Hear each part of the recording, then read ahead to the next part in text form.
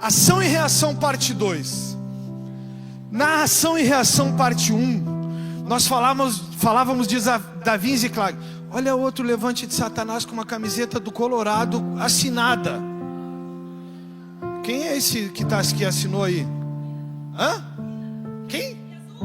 Alguém azul? Faz 135 anos que se aposentou. E o melhor que ele fez foi dar pontapé. Jogou bola?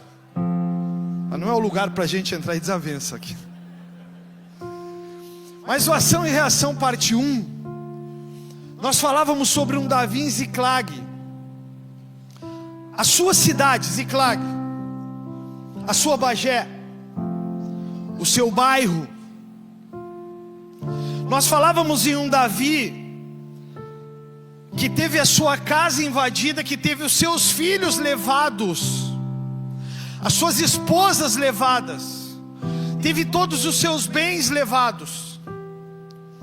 E a gente fala de um Davi que para diante de homens querendo apedrejá-lo. O seu exército se virou contra ele, queria apedrejá-lo, porque saíram para guerrear confiando nele, e quando voltaram toda a sua casa tinha sido devastada. Vocês lembram disso ou não? Davi foi soberano, irmão. Davi parou e disse para Deus: Deus, eu posso ir, que o Senhor vai me dar tudo de volta.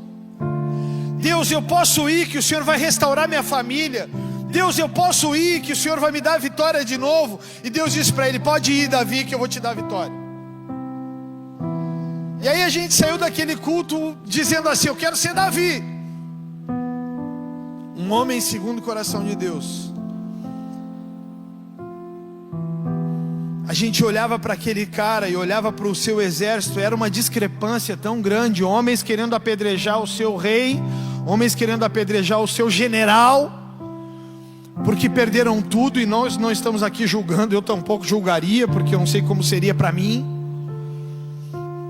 Mas a gente vê um Davi sendo sábio e pontual, dizendo para Deus: Deus, eu posso confiar em Ti, o que eu faço? Se o Senhor quer que eu vá, eu recupero tudo. Ele foi e recuperou, Deus deu a vitória a ele.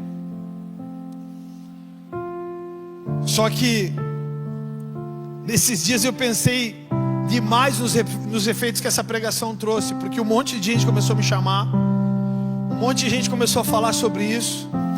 E nesses dias que passaram, a gente teve uma imersão e eu ouvi o nosso amado Bruno Barreto, da nossa igreja City Church lá em Santos. E o Bruno falou de um Davi, falou de um Urias,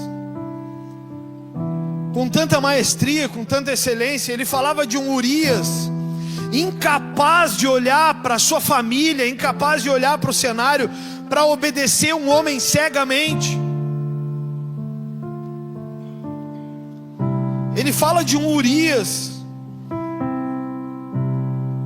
que o rei Davi manda vir para estar na sua casa, e ele não vai para casa estar com a sua família, porque ele não se achava digno de estar em casa enquanto o exército dele estava guerreando.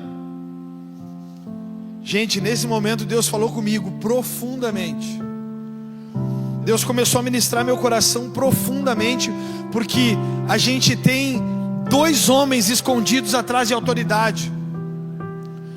A gente tem Urias, um grande guerreiro, um grande valente, escondido atrás da autoridade militar, escondido atrás daquela obediência cega ao que é pecado, obediência cega ao que é errado.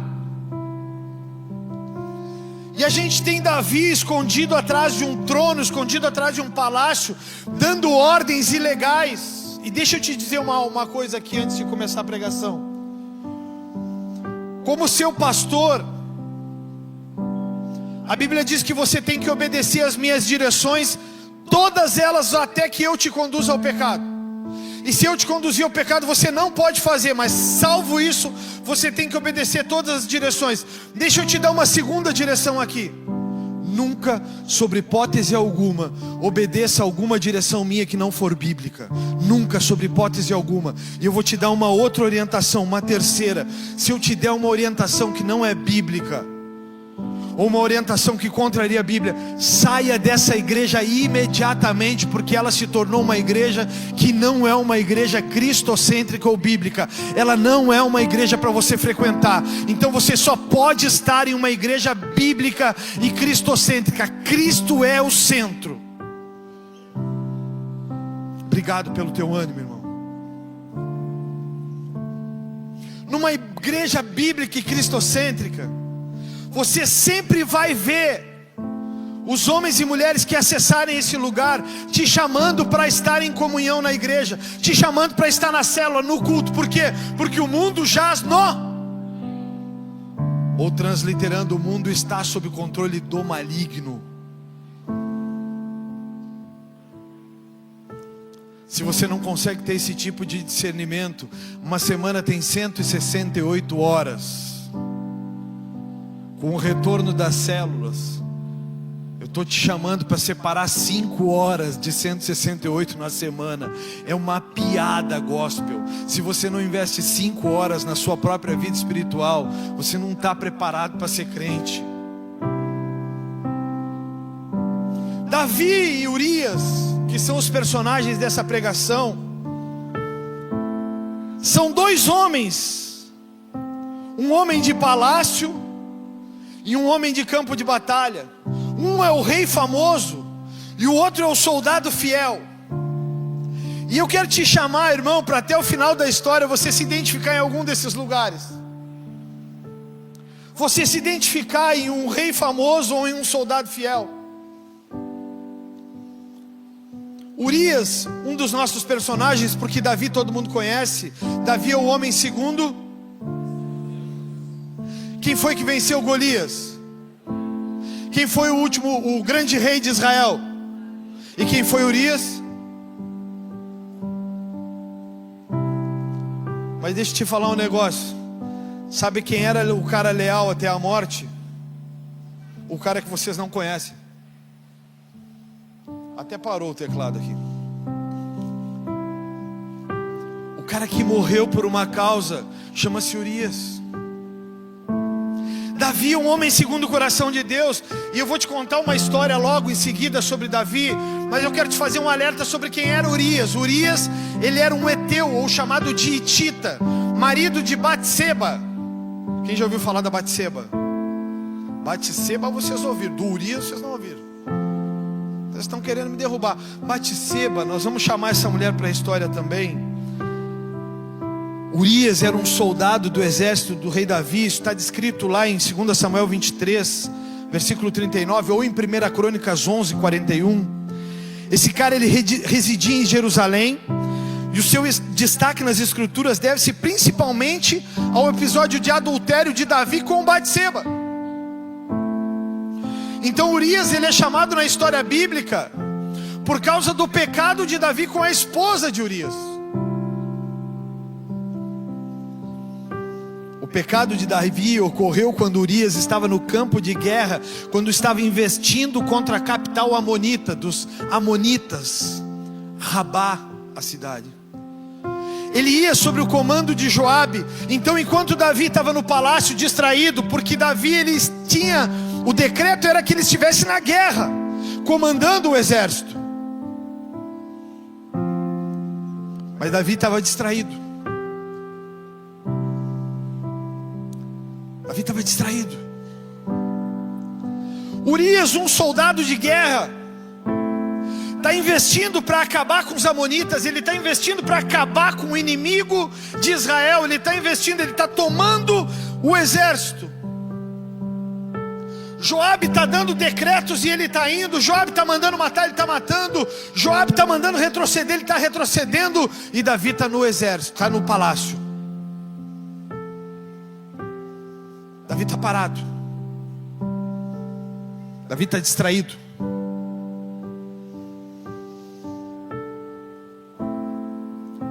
Davi devia estar na igreja, mas resolveu ficar em casa. Davi devia estar orando, mas estava olhando pela janela. Davi devia estar buscando, mas estava distraído. Deixa eu te dizer, o pior de tudo isso é que eu não sou como Urias. O pior de tudo isso é que eu sou como Davi.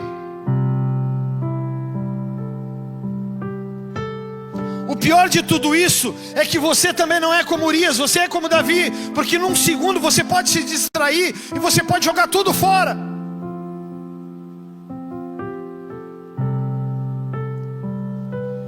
Davi, o homem das batalhas, Davi, o grande general, Davi, o grande rei, por um instante perdeu os olhos de Jesus, por um instante perdeu os olhos da cruz. No nosso tempo seria assim, mas nele ele tirou os olhos de Deus. Por um instante ele parou de pensar naquilo que ele devia fazer, e ele cogitou coisas.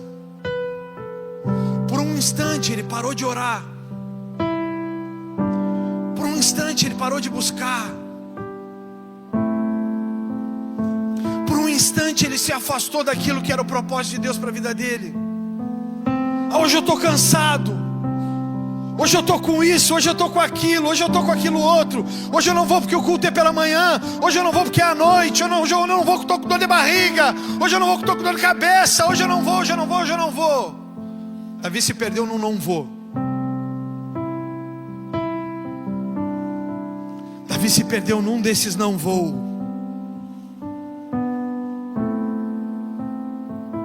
A coisa mais terrível que tem na igreja é precisar toda semana estar animando o crente a ser crente. Esse é disparado o pior papel do pastor. Toda semana tu tem que dizer pro cara: tudo bem contigo? Por que tu não apareceu hoje? Senti tua falta. Tá tudo legal? Everton, eu nunca recebi uma mensagem dessa, cara. Eu completei 30 anos de crente agora, nunca recebi uma mensagem dessa. Nunca ninguém precisou me mandar mensagem me dizendo: e aí, Fabiano, tu não vai?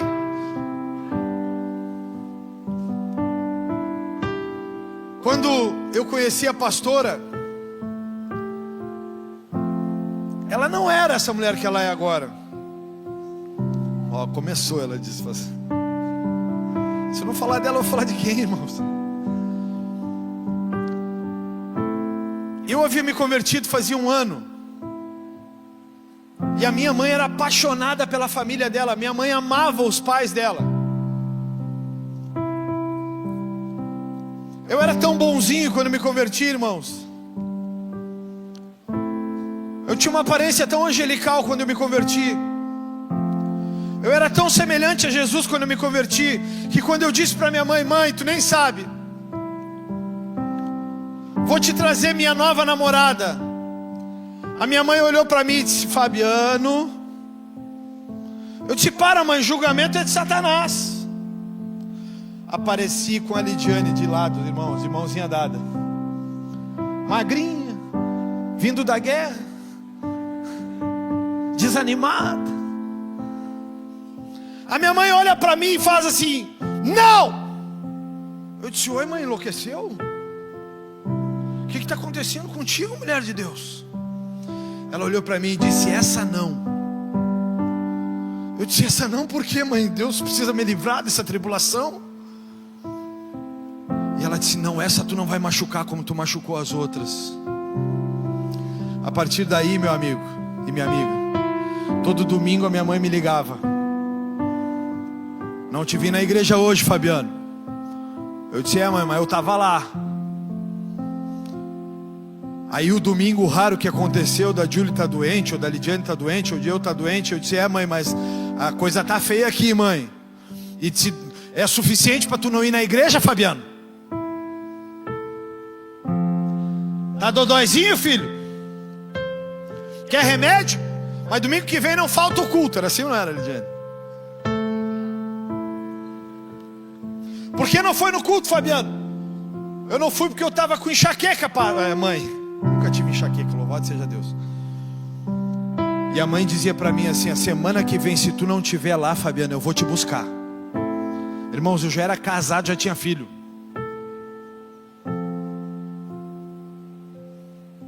Porque a maior fonte que a minha mãe me deu foi de poder ver ela nos caminhos do Senhor e brigando por essa causa. Onde estava Davi nessa hora? cuidando dos seus filhos, cuidando do seu exército? Não, ele estava distraído. Então eu te convido a abrir a tua Bíblia em 2 Samuel capítulo 11, versículo 1. Nós vamos ler um texto um pouquinho longo, para você entender o que Davi fez com Urias. Eu louvo a Deus por ter essa igreja cheia. Eu louvo a Deus por ter essa casa cheia, mas muito mais cheia da presença do Senhor. Eu louvo a Deus porque esse lugar é um lugar onde o Senhor tem sido honrado, reverenciado e exaltado. 2 Samuel capítulo 11, versículo 1, vai aparecer aqui se você não trouxe Bíblia. Diz assim: decorrido um ano, presta atenção até o versículo 3 porque é fundamental. Decorrido um ano, no tempo em que os reis costumam sair para a guerra, eles tinham um período de guerra. Deixa eu te explicar isso bem rapidinho. Eles tinham um período específico. Claro que tinham exceções, mas eles tinham um período específico em que eles estabeleciam as guerras, porque muitos dos lugares eram lugares impróprios por causa do frio ou do excesso de calor. Então ele faz essa fala, tá? Decorrido um ano, no tempo em que os reis costumavam sair para a guerra, enviou Davi a Joabe e seus servos com ele, e a todo Israel, que destruíram os filhos de Amon e sitiaram Rabá. Porém Davi ficou em Jerusalém. Você pode dizer isso comigo? Porém Davi ficou em Jerusalém. Olha para quem está do teu lado e diz assim: porém você não ficará em casa. Distraído, seu vacilão. Isso aí não é para falar. Versículo 2: uma tarde levantou-se Davi do seu leito e andava passeando no terraço da casa real. Daí viu uma mulher que estava tomando banho. Era ela muito formosa. Davi mandou perguntar quem era. Disseram-lhe: é Batseba, de Eliã, e mulher de Urias, o heteu. Então enviou Davi mensageiros que a trouxeram. Ela veio e ele se deitou com ela. Tendo-se ela purificado da sua imundícia, voltou para a sua casa. A mulher concebeu e mandou dizer a Davi: estou grávida. Ou na nova versão atualizadíssima, ferrou. Versículo 6: então Davi enviou mensageiros a Joabe dizendo: manda-me Urias o heteu. Manda-me quem? Manda para quê? Olha como um homem pode se perder distraído. Joabe enviou Urias a Davi. Vindo pois Urias a Davi, perguntou este como passava Joabe, como se achava o povo e como ia a guerra. Depois disse Davi a Urias: desce à tua casa, lava os teus pés, e lava os pés, Saindo Urias da casa real, logo se lhe seguiu um presente do rei. Versículo 9: porém Urias se deitou à porta da casa real com todos os servos do seu senhor e não desceu para a sua casa. Deixa eu parar por aqui por um instante, porque de repente a gente pode passar por essa história lendo sem ponto e vírgula, e essa história ela pode passar desapercebida na sua mente. Davi sabe que Batseba está grávida, e ele sabe que Urias está no campo, e não se faz ainda filhos por telepatia. Então Davi começa de forma maquiavélica, diabólica. Ele começa a formular uma maneira de que ninguém descubra de quem é o filho de Batseba. Então ele manda chamar Urias, que não deve ter entendido nada. Como assim? O rei mandou me chamar do campo de batalha para me levar lá, para me dar uma deitada com a minha esposa. É como tu tá no trabalho e o chefe te liga assim: Fabiano, tudo bem? Tudo bem, chefe, qual é que é? Uma semana de folga, para quê? Para transar. Oi? Vai para casa, lava os teus pés e te deita com a tua esposa. Tu vai olhar e vai dizer: como assim, cara? Tu vai me descontar esses dias depois? Tu tá brincando? É uma pegadinha? O Silvio Santos vai aparecer? Ele ressuscitou? O que é que tá rolando? Tipo assim, não vou não, velho. Isso aí deve ser inteligência artificial fazendo a voz desse cara no telefone. Porque não faz sentido. Mas Davi manda chamar e manda lavar os pés e manda um presente para eles. Ué, para aí, a guerra não acabou ainda, cara. Eu já estou recebendo até as honras de guerra. Urias, com essa mente pensante que é a minha, Urias deve ter pensado o seguinte: vou me deitar aqui, tem coisa errada, cara. Esse cara errou o cara. No máximo era para ele ter chamado Joabe, mas eu não. Eu sou um Zé Ruela lá do fundo da grota. Mas se ele chamar Joabe, então vai fazer sentido, porque ele viu os grandes feitos de Joabe no campo de batalha. Os amonitas, eles já estão praticamente destruídos. Já era. Eu vou me deitar aqui e eu não vou sair daqui, porque eu não sou digno. Meu rei e o meu povo está em guerra. Eu não sou digno de estar deitado. Eu não sou digno. Versículo 10: fizeram-no saber a Davi, dizendo: Urias não desceu à sua casa. Então disse Davi a Urias: não vens tu de uma jornada? Ou melhorando a frase: tu não está cansado, infeliz, da guerra? Não vens tu de uma jornada? Por que não desceste à tua casa? Respondeu Urias a Davi: a arca, vírgula, Israel e Judá ficam em tendas, ponto e vírgula. Para pensar.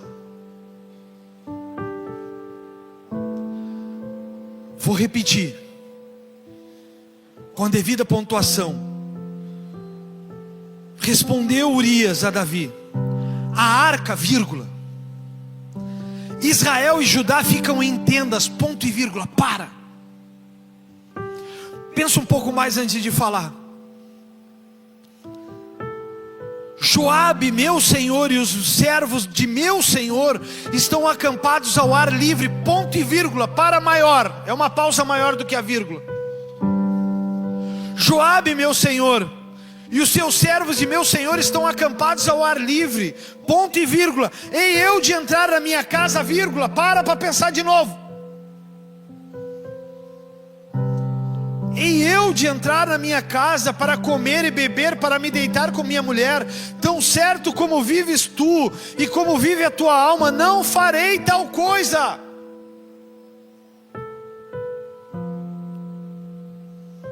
Tem coisas que são suas, tem coisas que você é digno de tê-las, e tem coisas que não são suas porque você não é digno de tê-las. E eu coloquei o título dessa pregação, ação e reação, que deve estar aparecendo aqui atrás, porque Davi reage inesperadamente de uma forma terrível. Inesperadamente, o homem que tem o coração, segundo é o coração de Deus, um homem que tem respostas incríveis, ele reage de forma impensada. O homem de honra Davi, agora distraído no palácio, dá a Urias o papel de se tornar um homem de honra. Toda vez que você lê na história de Israel, toda vez que você lê na história das guerras, toda vez que você lê na história de os grandes homens, você jamais pode tirar da história um homem chamado Urias. O Bruno nos deixa muito claro que a obediência, ela tem um limite e um padrão. Ela não pode ser uma obediência cega. Ela não pode ser uma obediência de morte. Ela não pode ser uma obediência que te afasta do padrão familiar.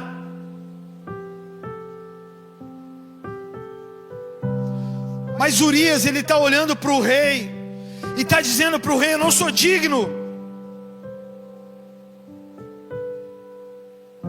Tu pode entender que que o posicionamento de Urias é um posicionamento errado, é uma obediência cega. Sim, tu pode entender, e eu posso até concordar contigo, mas tu nunca vai deixar de pensar que esse homem é um homem de valores inegociáveis. Eu não posso estar aqui deitado enquanto eles estão batalhando, eu não posso estar com a minha esposa, eu não sinto ser isso digno, eu não sinto ser isso correto. E toda vez que não for digno ou correto fazer alguma coisa, não o faça. Então Davi, um homem de honras, um homem poderoso, distraído, se torna um homem vulnerável. Você pode repetir essa palavra comigo? Vulnerável. Cutuca esse irmãozinho aí e diz assim: você pode ficar vulnerável.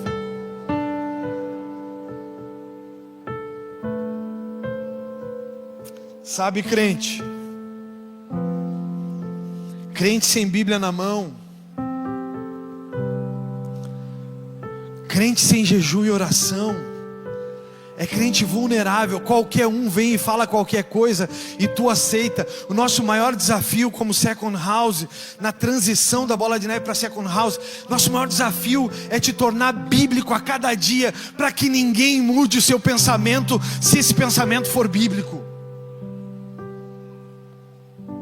Davi está olhando, cara, está olhando para Urias, e ele está tentando converter Urias em um cara que ele não era.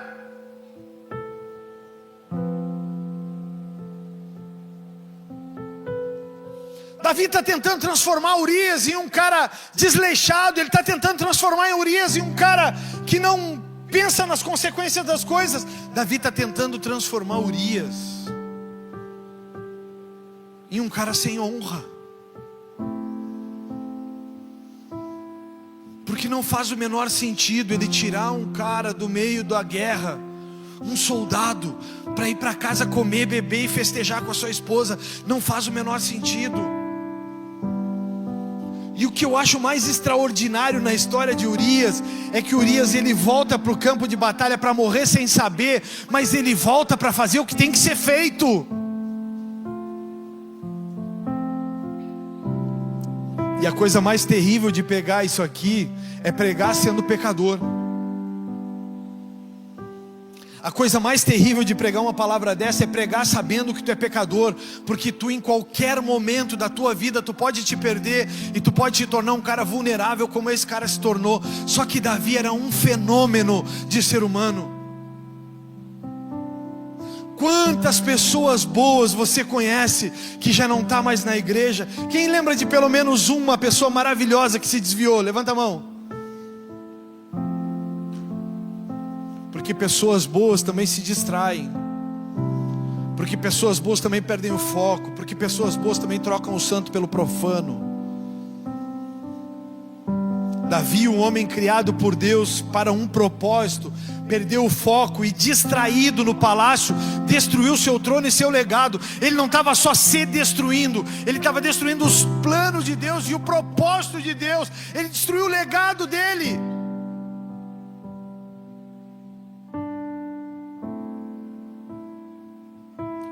Ele não está só destruindo a história de Urias, ele está destruindo a história do seu legado, a sua história, o matador de gigantes. Ele está destruindo a história do pequeno jovem de 1,67 m aproximadamente, que mata um gigante de quase 3 metros de altura.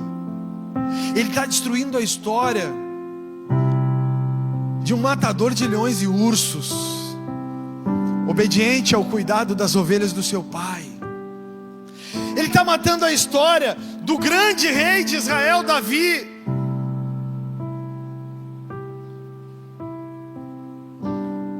Quantas vezes, meu amigo Cid, eu já tive matando a minha história. Quantas vezes, meu amigo Cid, distraído, eu já tive matando a minha história. Tive sufocando a minha história em vales, em desertos. Hoje mais uma pessoa, o Bruno, terminou de ler meu primeiro livro e fez um relato que 7 horas da manhã eu estava chorando já de ler o relato dele. Uma linda história, irmãos. Uma história de superação. Não é uma história só de vitórias, riquezas. Eu não vou te ensinar no meu primeiro livro como conquistar o seu primeiro milhão, lindos. Não. Vou te ensinar, mesmo em meio às perdas, lutos, dores, a permanecer diante do Senhor clamando, rogando. Davi, um homem com um legado extraordinário, entrega tudo, perdido por um momento de distração, porque o seu pecado ele não leva mais do que 30 segundos. Você olha, contempla e quer. Hoje eu vou sair, vou fazer, não estou nem aí. É só hoje. Quem nunca que atire a primeira pedra?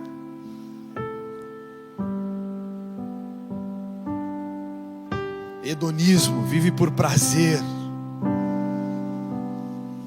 Quantas vezes as suas atitudes ou falas impensadas, cheia de palavras com feridas, cheia de palavras sem um fundamento, não geraram morte em alguém? As palavras de Davi, traga essa mulher. As palavras de Davi, traga esse Urias. As palavras de Davi, manda esse Urias para frente da batalha. As palavras de Davi, manda ele para frente para que morra. Quantas vezes você já não sentou em rodas que as suas palavras destruíram? Quantas vezes, crente, enquanto você tinha que estar orando, enquanto você tinha que estar profetizando, enquanto você tinha que estar gerando vida, você estava gerando destruição porque você estava distraído. Começou a ficar difícil, não ficou? Quantas vezes tu deveria estar rendido aos pés do Senhor, mas estava falando com quem não devia, fazendo o que não devia, gerando o que não devia. Deus essa semana me deu uma frase típica para Facebook, mas como eu não sou esse tipo de cara, eu vou te dizer ela aqui e não vou nem postar. Quem conhece a história de Davi sabe que ele era o oitavo, o rejeitado, porque era filho fora do casamento, ou mais conhecido biblicamente como filho bastardo.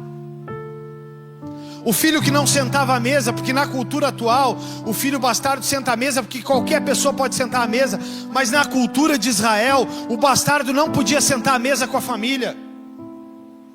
Sabe o que é bastardo? É o filhinho do mesmo pai, filhinho da mesma mãe. Davi então estava sempre fora da mesa, ele estava sempre fora das primeiras decisões. Só que Samuel chama por um rei para Israel, para substituir Saul, e ele está procurando justamente na casa de Jessé, que tem 7 filhos, mais o bastardo, mais o rejeitado. Os 7 passam e Deus fala para ele: não é nenhum desses. Então chega o oitavo é o rejeitado, é o bastardo. E aí Deus me deu essa frase: nos campos da rejeição se criou o rei Davi, no palácio da distração se destruiu o rei Davi. Nos campos de um homem rejeitado,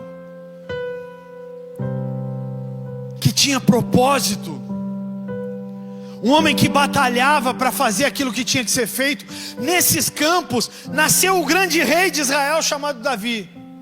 E no palácio se destruiu o legado do rei. Aonde você está sentado?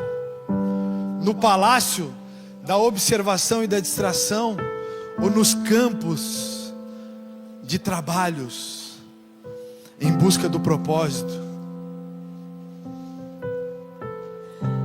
Um dos salmos mais lindos da Bíblia chama-se, tem por número, 51. Se você quiser você pode abrir, a gente ainda tem um tempinho. Um dos salmos mais lindos da Bíblia é esse salmo. Coloca para mim aqui. Olha ali na arte que o Rafael fez, ficou tão perfeito que Davi está visualizando Eu não sei se chamo ela de maldita ou bendita Batseba, porque essa praga também não precisava estar aí. Mas é assim que todo canalha fala, não é? Então eu recolho essas palavras. Bota aí Salmo 51. Olha que salmo, irmãos. Olha que salmo. Compadeça-te de mim, ó Deus. Bota na nova versão transformadora, Sara, para ficar mais claro de entender. Nós vamos ler todo ele, se a Sara conseguir nos ajudar. Tem misericórdia de mim, ó Deus, por causa do teu amor. Por causa da tua grande compaixão, apaga as manchas de minha rebeldia. Lava-me de toda a minha culpa, purifica-me do meu pecado. Pois reconheço minha rebeldia, meu pecado me persegue todo o tempo. Pequei contra ti, somente contra ti fiz o que é mal aos teus olhos. Por isso tens razão no que dizes, e é justo teu julgamento contra mim. Pois sou pecador desde que nasci, sim, desde que minha mãe me concebeu. Aqui ele está falando da bastardia. Nasceu fora do casamento. Tu, porém, desejas a verdade no íntimo, e no coração me mostras a sabedoria. Purifica-me de minha impureza, e ficarei limpo. Lava-me e ficarei mais branco do que a neve. Devolve-me a alegria e a felicidade. Exclamação, isso é uma afirmação. Ele está dizendo, devolve-me, Senhor. Tu me quebraste, agora permite que eu exulte outra vez, ou que eu me alegre outra vez.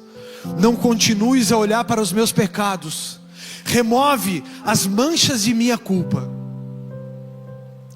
Cria em mim, esse é um dos salmos dos versos mais lidos da Bíblia.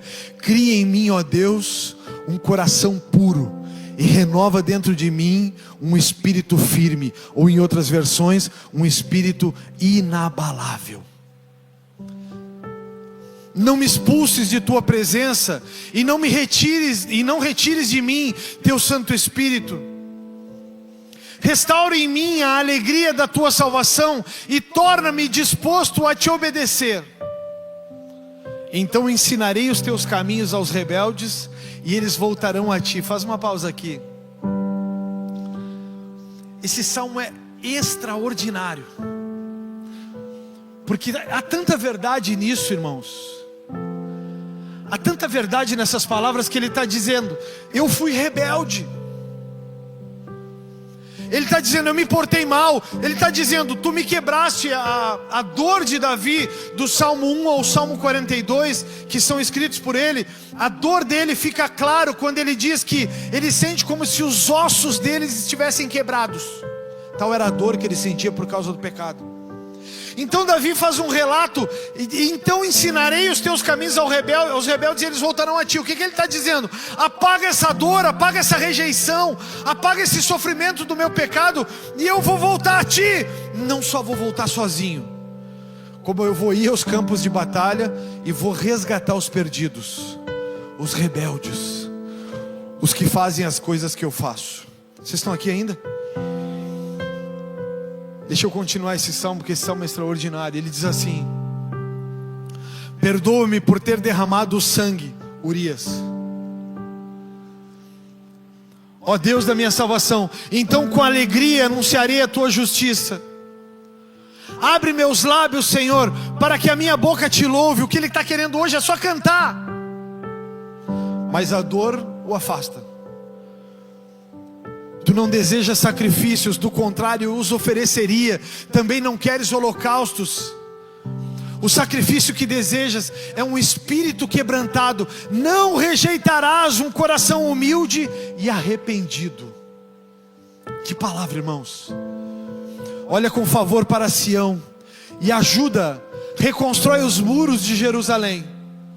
E o último, então te agradarás dos sacrifícios de justiça, dos holocaustos e das ofertas queimadas, e sobre o teu altar novilhos voltarão a ser sacrificados. Esse salmo, ele é escrito quando o profeta Natã vai até Davi e confronta o pecado dele. Esse salmo, ele é escrito quando o profeta Natã olha para Davi e diz assim: mas tu lembra o que tu fez com Urias? Transliterando, tá? Mas tu lembra a tua postura, tu lembra como tu agia, tu lembra como tu era, tu lembra como tu fez, tu lembra o que tu tornou essa família. Então Davi, um homem segundo o coração de Deus, porque só um homem com o coração de Deus pode fazer esse tipo de coisa, ele diz: cria em mim, ó Deus, um coração puro, e renova dentro de mim um espírito inabalável. Eu vou ser inabalável, eu não vou mais ser levado por essa onda, eu não vou ser mais levado por distração, eu não vou mais ficar à porta do palácio, eu não troco mais as batalhas por os lugares de conforto, eu não troco mais estar na tua casa para estar distraído em qualquer outro lugar. Então Davi diz para Deus, quase que num apelo emocional, ele diz para Deus: Deus, tu não rejeitas um coração contrito e quebrantado. Devolve para mim a alegria da salvação. Devolve para mim essa alegria.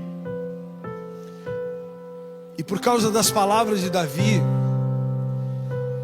um cenário de caos se estabeleceu na vida dele. E essa semana eu estava ouvindo uma pregação do Bill Johnson, pastor sênior da Bethel. E ele dizia que as palavras criam tronos. E me chamou a atenção a palavra que ele usou no Salmo de número 100, se você puder abrir comigo. Você sim está numa igreja que precisa ler a Bíblia.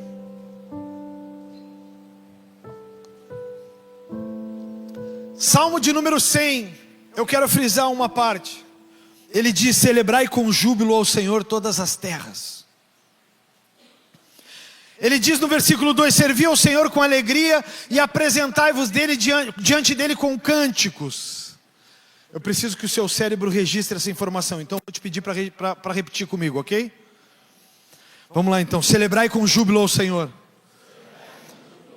todas as terras. Servi ao Senhor com alegria, apresentai-vos diante dele com cântico.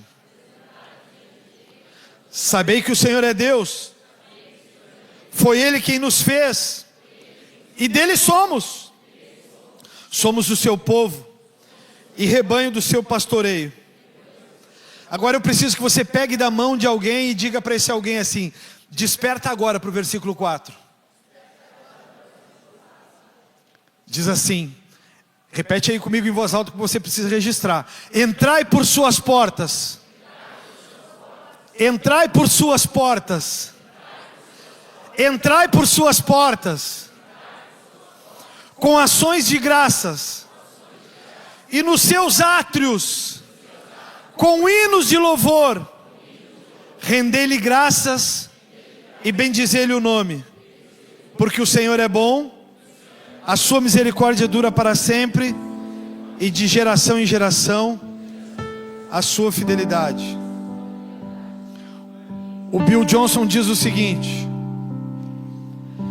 se entramos nas portas do Senhor, do templo, das casas, na presença dele com ações de graças, aonde entramos com a nossa murmuração?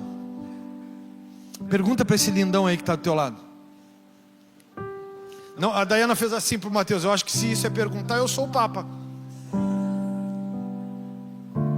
Pergunta para ele: aonde se entra com murmuração? Se no Santo dos Santos se entra com ação de graças.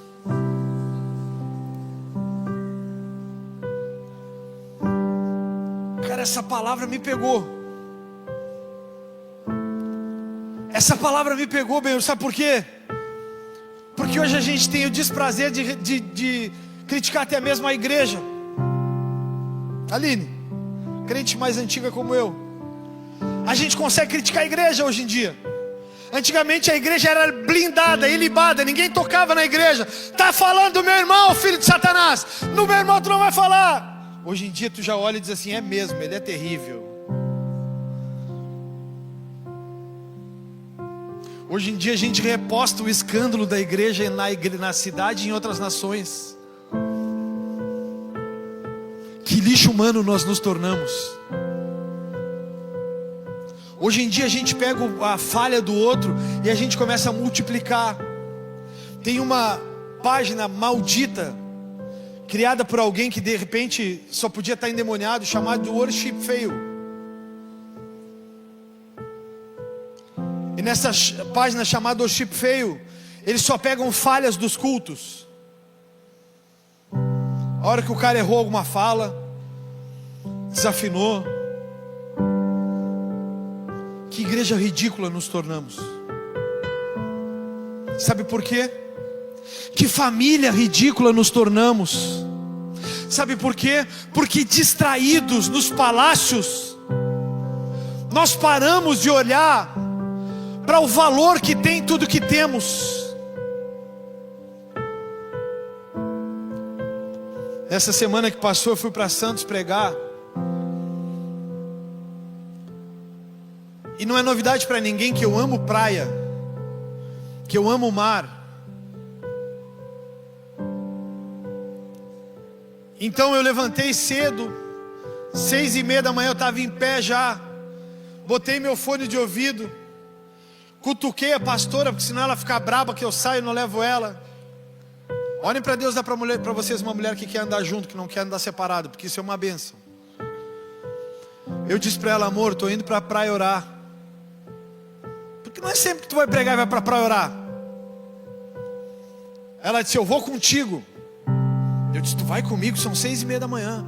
E ela disse: eu vou contigo. Então eu contemplei, irmãos, o mar. E a ciência diz que quando tu começa a olhar para o infinito, a ciência diz que começa a gerar em ti satisfação e ânimo. Então eu sentei naquele lugar e eu comecei a olhar para as coisas que o Senhor havia feito na minha vida. Eu comecei a olhar para os lugares que Deus estava me levando. Muito em breve eu estaria pregando para uma igreja com 1.500 pessoas à frente. Mesmo me achando um Urias. No dia posterior, essa igreja já tinha mais de 1.000 visualizações do culto, totalizando então aí 2.500 pessoas aproximadamente. Eu olhei para o mar e, parado com o meu fone de ouvido, eu comecei a contemplar e eu comecei a dizer para o Senhor: Senhor, por que eu me perdi? Por que teve um momento que eu me perdi, Senhor, e eu comecei a olhar só para as coisas ruins? Senhor, por que teve um momento, eu nem com a pastora compartilhei isso, eu acho. Eu disse para o Senhor: Senhor, por que teve um momento que eu me perdi e eu comecei a olhar para as coisas de uma forma tão crítica? Hoje eu estou aqui sentado, Senhor, e um ponto de alegria para mim é olhar para o mar.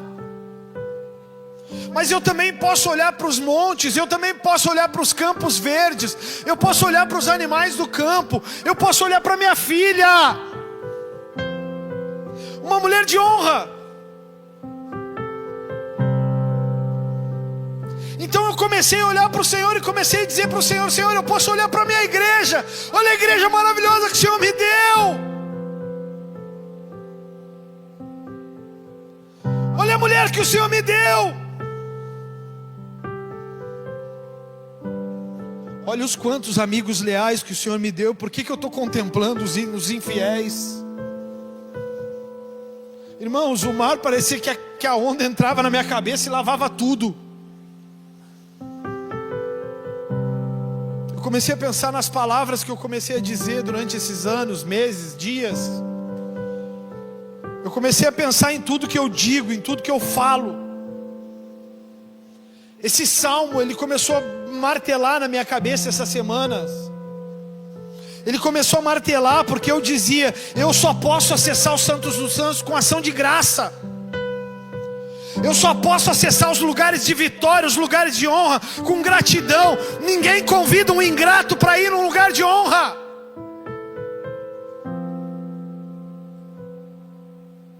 Ninguém convida um ingrato para sentar à mesa se ele vai reclamar.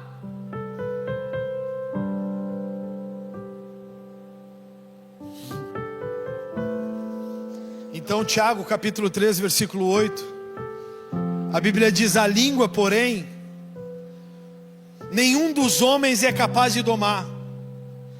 É mal incontido, carregado de veneno mortífero. Eu vou repetir, que tem uns que estavam voando. A língua, porém, nenhum dos homens é capaz de domar. Se nenhum homem pode domar, Douglas, quem pode domar? Mas desconcentrado, distraído, se doma? Versículo 9: com ela bendizemos ao Senhor e Pai. Também com ela amaldiçoamos os homens feitos à semelhança de Deus. Você pode olhar para mim, porque eu vou repetir. Olha para mim. Com ela bendizemos ao Senhor e Pai. Também com ela amaldiçoamos os homens feitos à semelhança de Deus. Então toda vez que você está amaldiçoando alguém, você está amaldiçoando a semelhança de Deus. Versículo 10: de uma só boca procede bênção e maldição. Meus irmãos, não é conveniente que estas coisas sejam assim. Versículo 11: acaso pode a fonte jorrar do mesmo lugar o que é doce e o que é amargoso? Acaso meus irmãos, pode a figueira produzir azeitonas ou a videira figos? Tampouco pode a fonte de água salgada dar água doce.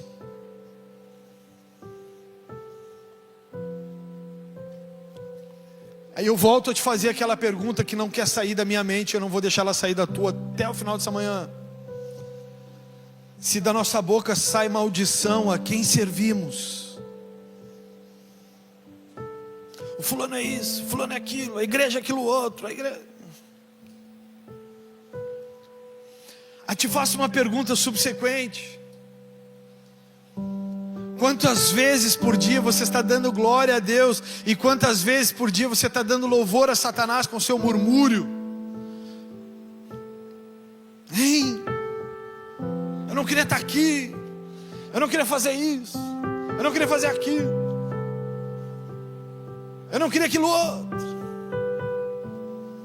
Quando eu rompi o tendão de Aquiles e o médico errou, eu cheguei no Dr. André Guerreiro, médico da seleção brasileira olímpica. Ele olhou para o meu tendão e disse para mim: em 10 dias tu vai a óbito. Ou nós arrancamos tudo fora e arrancamos tendão de outro lugar para colocar aí, para tentar te salvar o pé, porque no mínimo que tu vai ficar é aleijado.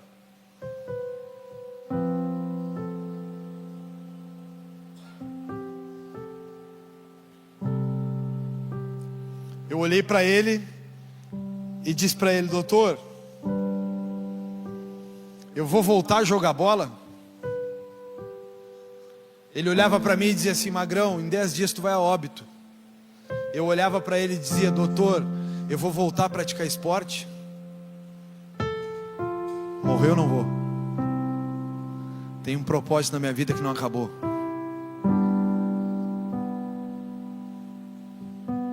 Chegou um momento, 18 meses andando de muleta, 4 cirurgias. Chegou um momento que eu disse para a igreja: o dia que eu conseguir ficar em pé e o dia que eu conseguir correr, eu vou dar um pulo daqui, vou ir correndo até lá ao final e vou voltar, e nós vamos dar glória a Deus bem alto, porque quem era para morrer vai correr. Pode ser? A igreja disse: pode ser. Quem lembra desse dia? Quem estava aí? Eu dei um pulo daqui e saí correndo. Depois daquilo ali eu comecei a mandar mensagem para ele, virou meu amigo. Eu mandava mensagem para ele a cada título que eu ganhava. Eu ganhava um título jogando alguma coisa, eu mandava: olha aqui, o morto. E ele disse: magrão, tu não tem juízo. Joguei um campeonato de beach tênis em Santos, fui campeão. Mandei para ele a foto e ele disse: tu tá de sacanagem, magrão, tu tá jogando de pé descalço, tu não tem juízo. Aí, meus amigos, para encerrar, eu li uma frase de um homem chamado Vitor Hugo, que ela diz o seguinte: As palavras têm a leveza do vento e a força da tempestade. As palavras que saem da tua boca, elas têm a leveza do vento, mas ela tem a força devastadora da tempestade, porque uma vez a palavra que saiu, ela não volta mais. A Bíblia diz que estão todas registradas. Pô, pastor, mas a ação e a reação. Davi era para estar dando ordens, e as suas palavras eram para ser ordens no campo de batalha, e as ordens que ele estava dando era para possuir a mulher do próximo.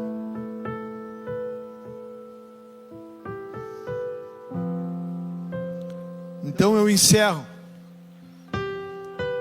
te dizendo isso: distraídos no palácio dos nossos pensamentos, somos capazes de destruir vidas, e focados na construção de novos futuros, somos capazes de produzir uma sociedade melhor. Eu, Fabiano, não falo pelos outros, falo por mim. Eu desisti de mim mesmo faz alguns anos. Eu desisti de mim mesmo para viver os sonhos de Deus faz alguns anos. Eu registro isso no ano de 2007, quando eu ainda era questionador da igreja, quando eu ainda dizia que gostava e que não gostava, que só fazia se fosse assim ou se fosse assado, que só iria se fosse do meu jeito, que só faria se fosse desse jeito. Lá em 2009 eu li um livro, e Deus me deu o poder de entender que eu tenho capacidade de mudar o mundo. Então eu comecei a dizer para o Senhor: Senhor, para que eu possa mudar o mundo, eu vou ter que desistir de muitas coisas minhas, pessoais, padrões, emoções, sentimentos, desejos. Então o Senhor me dizia: começa mudando o mundo aqui, o mundo aqui, o mundo aqui e o mundo aqui. Depois começa mudando o mundo, o teu entorno. Então começa mudando a cidade, o estado, a nação. Começa a transformar as coisas através daquilo que eu tenho feito na tua vida. Mas não aceita mais uma sociedade morta, corrompida ou deturpada. Não aceita. Obrigado pelo seu amém, irmã. Mas para isso eu precisei desistir dos meus sonhos muitas vezes, desistir da minha própria vontade muitas vezes. Muitas vezes eu precisei negar a minha própria vontade, precisei negar os meus próprios desejos.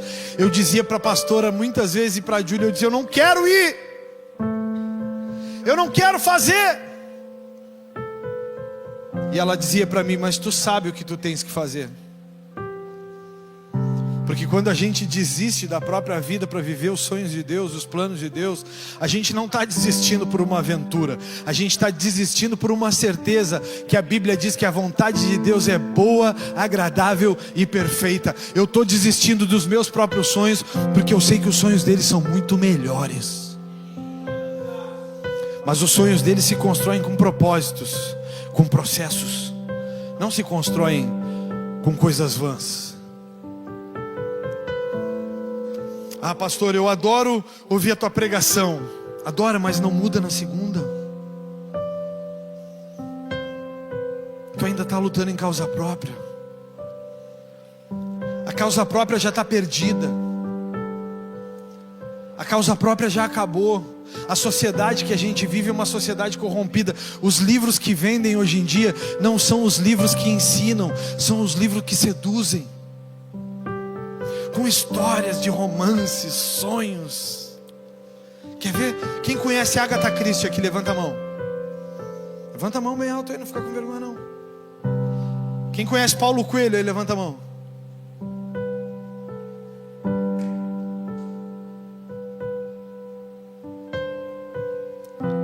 Agora fala para mim, fala quem conhece Philip Yancey.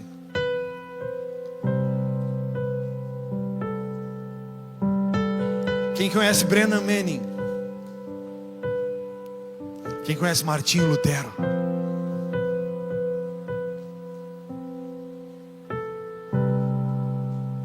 Quem conhece Paulo Freire?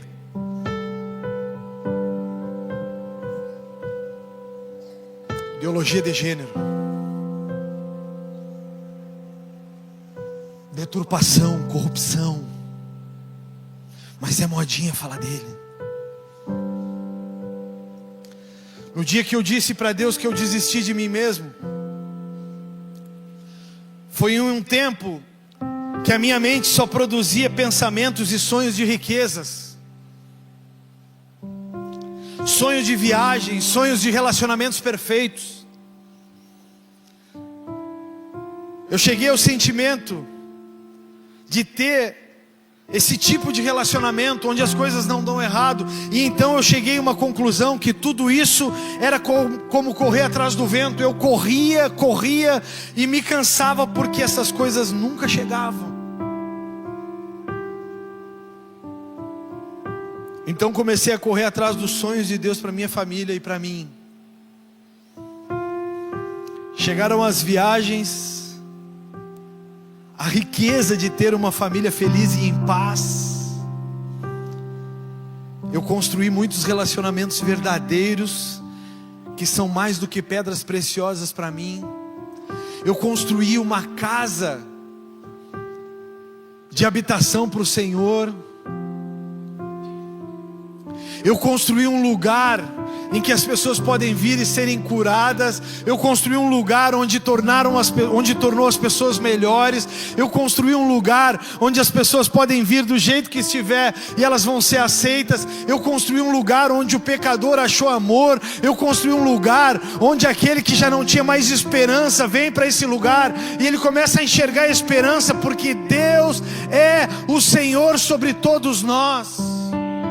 Eu vim para um lugar e eu construí um lugar onde aqueles que estavam divorciados, separados, onde as famílias já não tinham mais valores, as famílias agora elas servem a Jesus. Eu construí um lugar quando eu parei de correr atrás do vento, em que as pessoas se tornaram melhores. Essa semana eu ouvi um relato da nossa célula no presídio masculino através da vida do Mateus. E glória a Deus pela vida desses irmãos que fazem essa obra. Agora eu estou chegando, vou começar a fazer também. O Mateus disse que tem um grupo que foi separado de ala. E na ala que eles estão agora, eles não podem mais participar dos cultos, das nossas células lá nas quartas-feiras.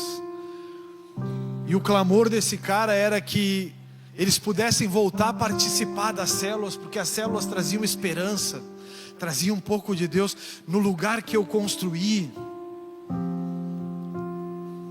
na casa que nós levantamos para adorar o Senhor, até o preso começa a ter esperança. Até o preso começa a pensar que pós o cativeiro ele pode ser um homem ou uma mulher melhor. Na casa que eu construí, quando parei de lutar por sonhos fúteis ou vulneráveis, você é bem-vindo, independente se você pecou ou não pecou. Você é aceito. Você tem aqui a condição de ser reconciliado com Deus. Você aqui tem a condição de ser filho, porque aqui o Senhor nos chama de filhos. Eu peço para o pessoal do louvor passar aqui, porque eu quero encerrar com uma profecia. E quero te convidar a ficar em pé também.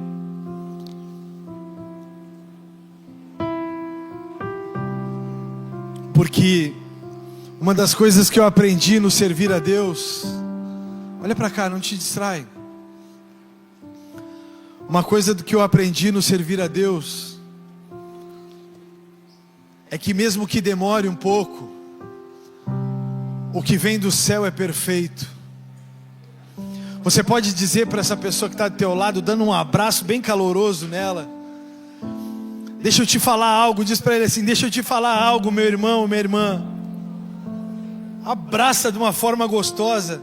Deixa eu te falar algo, meu irmão, minha irmã. Abraça uma pessoa aí qualquer, cara. Pode ser 3 aí.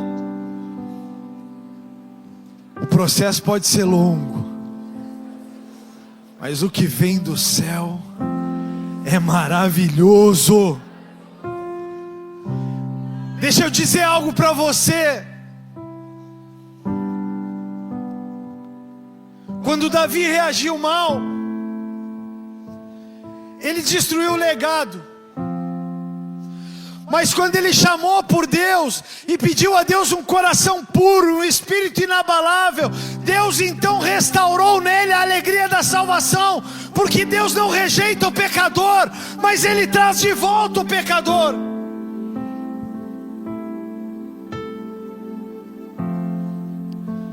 Quando Ele disse: renove em mim o espírito inabalável, e eu vou trazer de volta os rebeldes.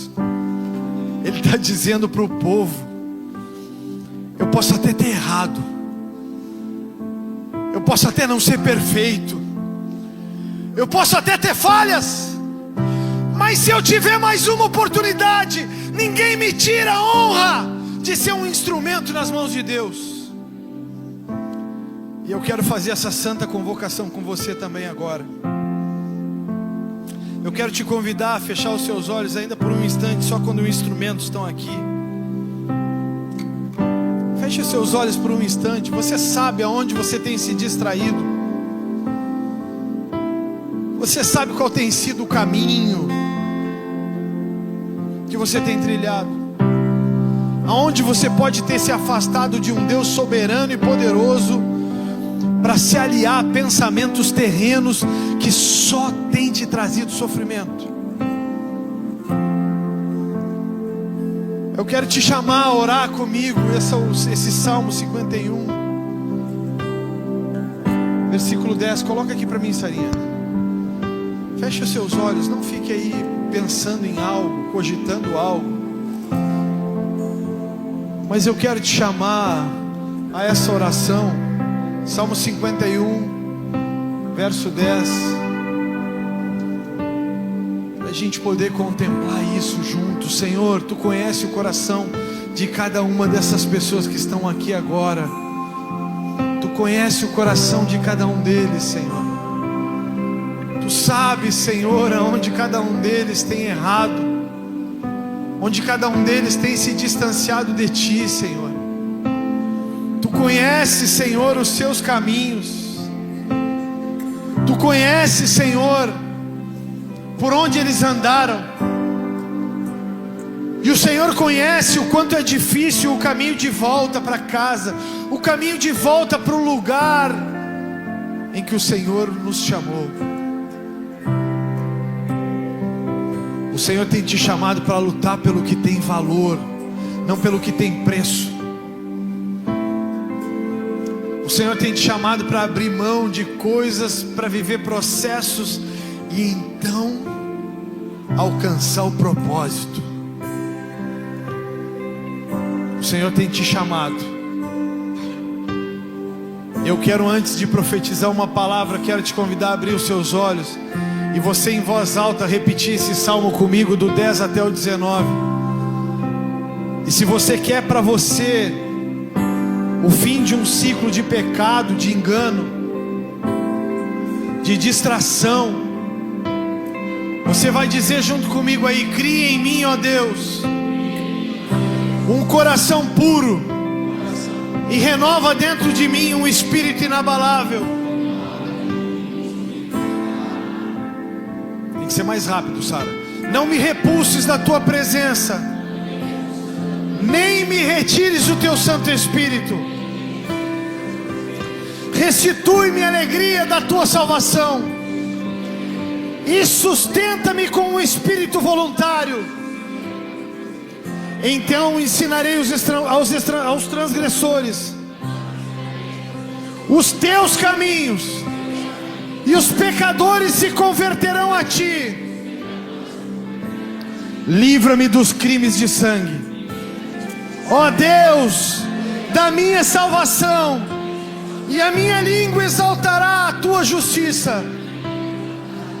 Abre, Senhor, os meus lábios, e a minha boca manifestará os teus louvores. Pois não te comprazes em sacrifícios, do contrário eu te daria. E não te agradas de holocaustos, sacrifícios agradáveis a Deus são o espírito quebrantado, coração compungido e contrito, não o desprezarás, ó Deus. Faze bem a Sião, faze bem a minha família, faze bem a Bagé, ao Rio Grande do Sul e ao Brasil, segundo a tua boa vontade. Edifica, reconstrói os muros de Jerusalém e do Brasil. Edifica e reconstrói os muros da minha família. E então te agradarás dos sacrifícios de justiça, dos holocaustos e das ofertas queimadas. E sobre o teu altar se oferecerão novilhos. Nós clamamos como igreja, Senhor, restaura em nós a identidade de um verdadeiro adorador. Restaura em nós a identidade de filho. Toma-nos de volta, Senhor. Leva-nos, Senhor, a um evangelho genuíno e puro, puro e simples, Senhor. Leva as nossas famílias e as nossas casas a construir, Senhor, algo sagrado a Ti, que não se quebra através de pensamentos humanos. Ajuda-nos a nos transformar em homens e mulheres melhores. Ajuda-nos, Senhor, a sermos pessoas de valores e não com preços. Pessoas que não se vendem. Pessoas que constroem um futuro melhor, uma história melhor, uma vida melhor, uma igreja melhor, uma cidade melhor. Se palavras constroem tronos, murmuração destrói destinos. E eu amarro agora, Senhor. Repete comigo essa oração mais uma vez. Senhor Jesus, eu recolho agora no mundo espiritual todas as palavras de maldição que eu lancei. Satanás, eu retiro da tua posse agora todas essas palavras, e eu declaro em nome de Jesus: está rompido contigo a aliança, porque eu não sou mais murmurador. Eu sou um profeta, eu sou um homem de honra. Se um dia estive distraído, eu reconecto a minha mente e transformo a minha mente com a mente de Jesus. Eu saio dos lugares de distração e eu entro para os lugares de propósito. Eu entro para os lugares de propósito, porque eu não serei mais o mesmo. Porque de agora em diante, o meu Senhor detém o trono da minha vida, em nome de